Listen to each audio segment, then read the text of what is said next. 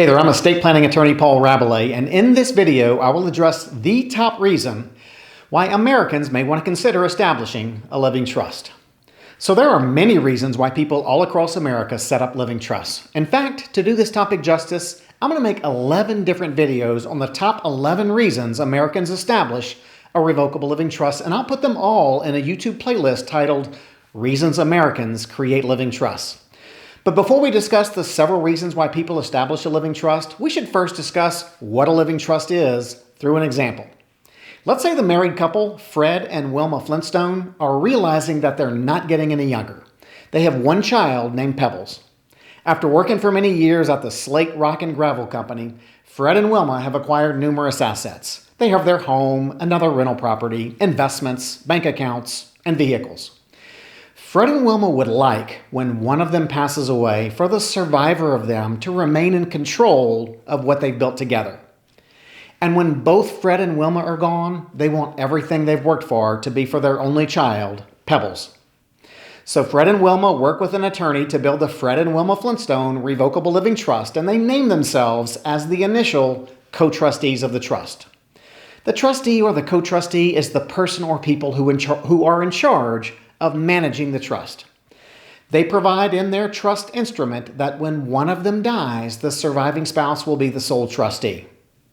Now, because Pebbles is a young adult and not quite mature enough to handle a big lump sum inheritance all at once, Fred and Wilma appoint their close friend, Barney Rubble, as the successor trustee to handle trust matters when Fred and Wilma both pass away. Fred and Wilma then transfer their home, rental property, investments, and bank accounts, which were titled in the name of Fred and Wilma Flintstone. They transfer title of those assets to Fred and Wilma Flintstone as co-trustees of the Fred and Wilma Flintstone Revocable Living Trust. When Fred dies years later, Wilma simply takes over as the sole trustee of their trust and is in control of all trust assets with the authority to use them for her needs.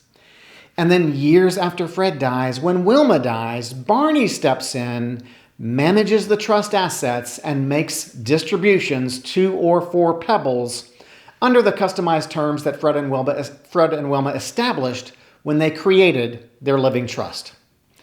So why would Fred and Wilma go to the trouble of creating a living trust and transferring the title of their assets to the trust during their lifetime? Well, that leads us to the number one reason people in America create living trusts, which is to avoid probate.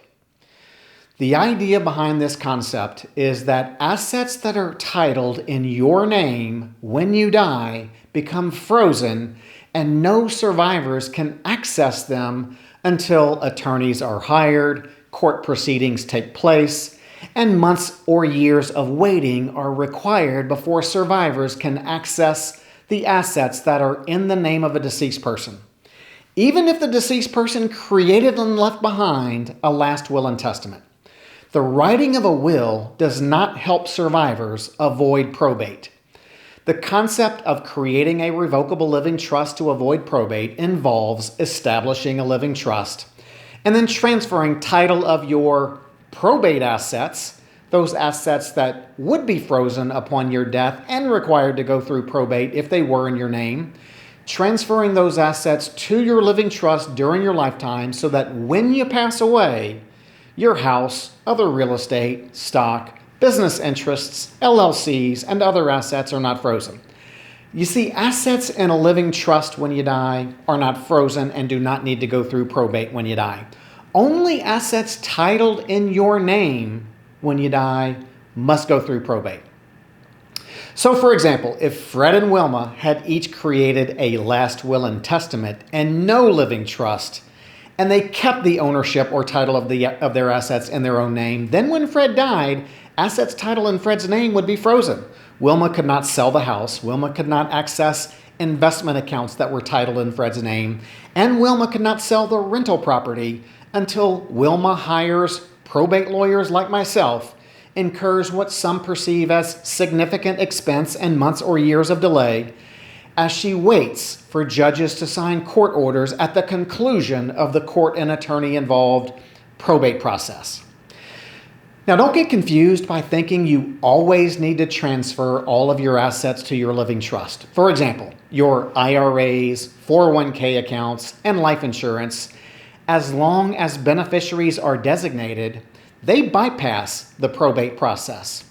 People typically keep these assets titled in their name during their lifetime, but I'll talk later in another video about how a living trust can be designated as a beneficiary of these non-probate assets.